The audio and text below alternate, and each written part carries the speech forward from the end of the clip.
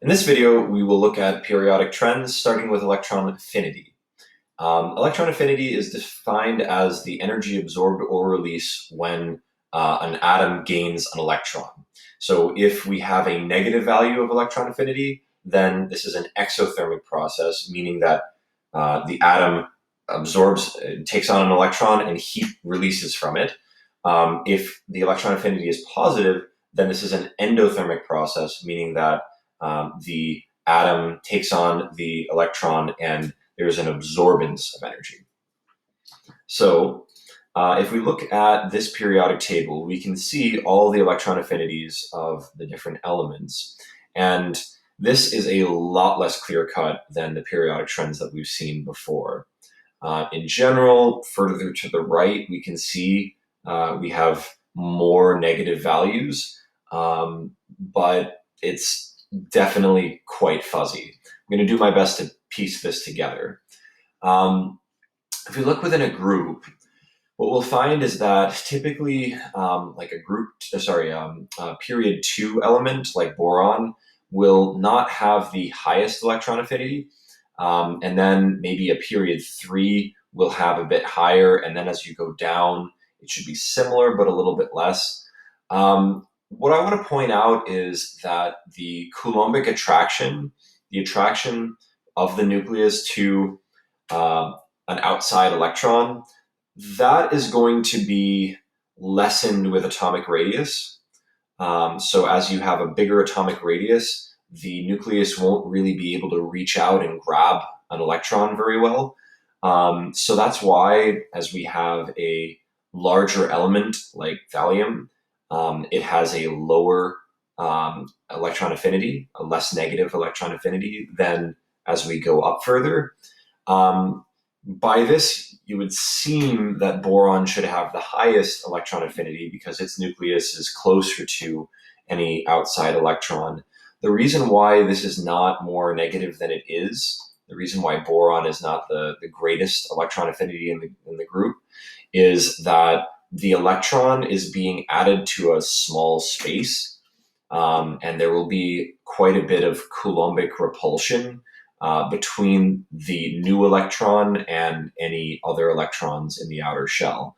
So it's pretty complicated, but I would say that period 3 is typically your sweet spot where the nucleus is able to grab an outside electron, but it also is adding the electron to a big enough space that there isn't too much Coulombic repulsion. Let's consider going across a period where it's a bit more clear-cut. As we're going across a period, what we find is that we get a more negative value of electron affinity as we go to the right.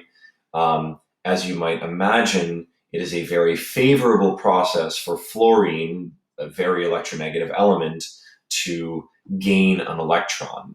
So that's why fluorine has this very negative value. Oxygen also is an element that it has a very high effective nuclear charge, just like fluorine, and it is very easy for oxygen to grab another electron, and so it has a pretty negative value. Boron, less so.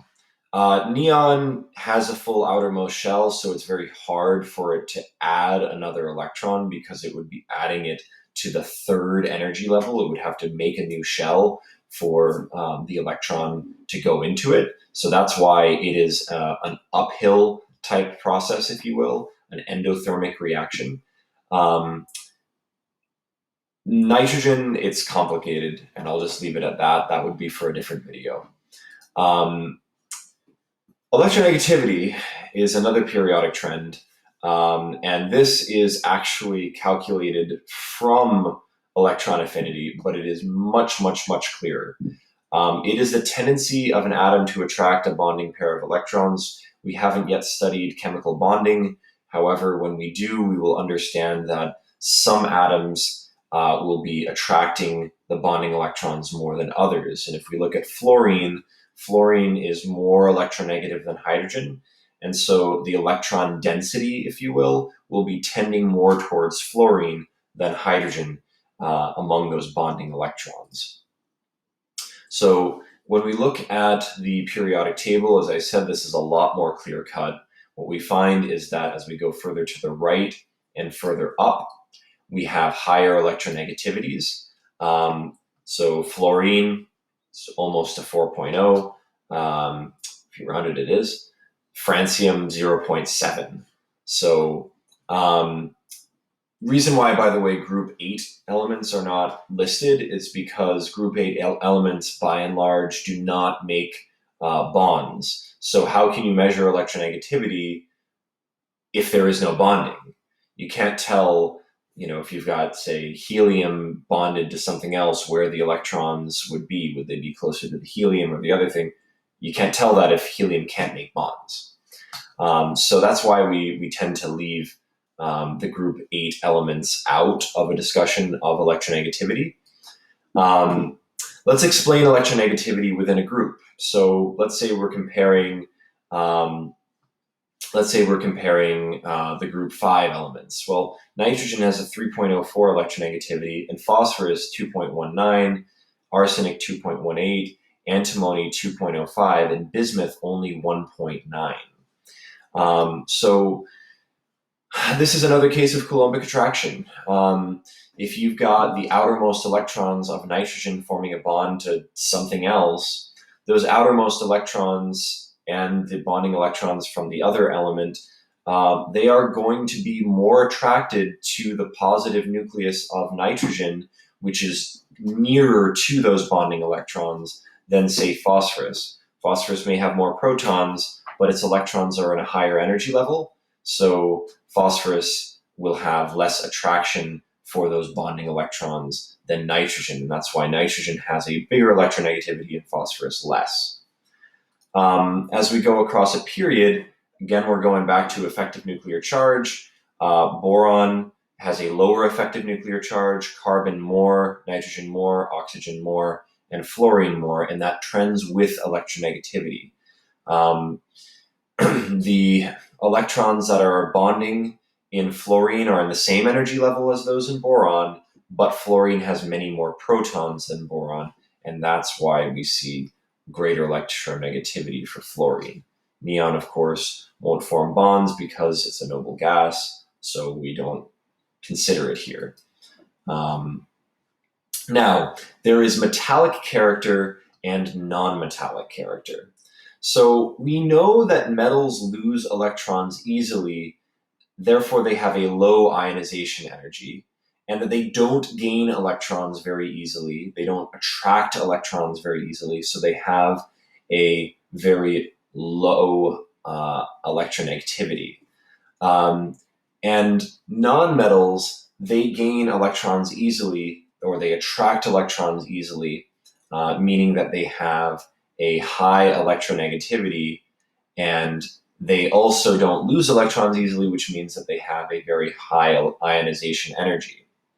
And what's interesting is that if you look at the periodic trends that we've previously discussed, the high electronegativity and the high ionization energy are further to the right and further up.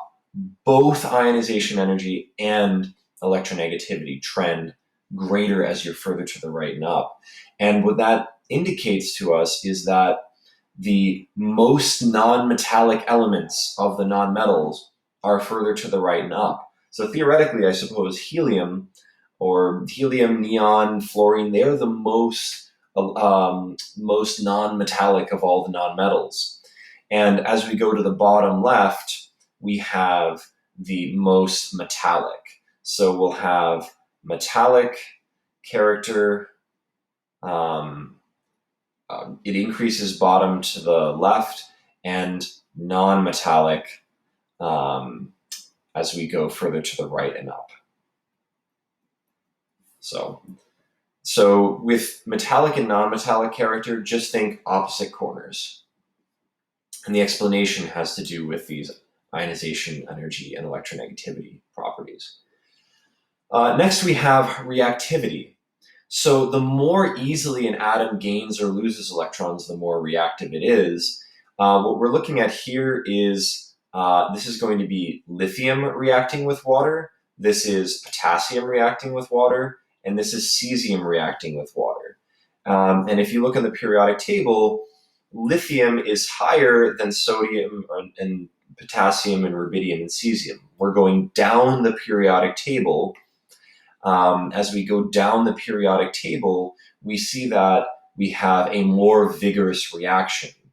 Cesium is the most reactive of the metals, and that's simply because it very easily loses electrons. Its ionization energy is extremely low relative to potassium and lithium.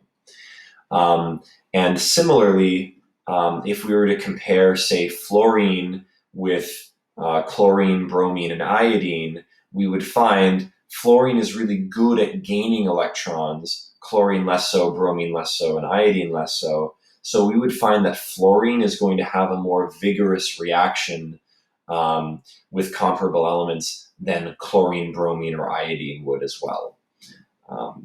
And that's all for video 2 of the periodic trends. I hope you've enjoyed. Hope this has been helpful. Feel free to leave any comments or questions in the comments section. Thank you.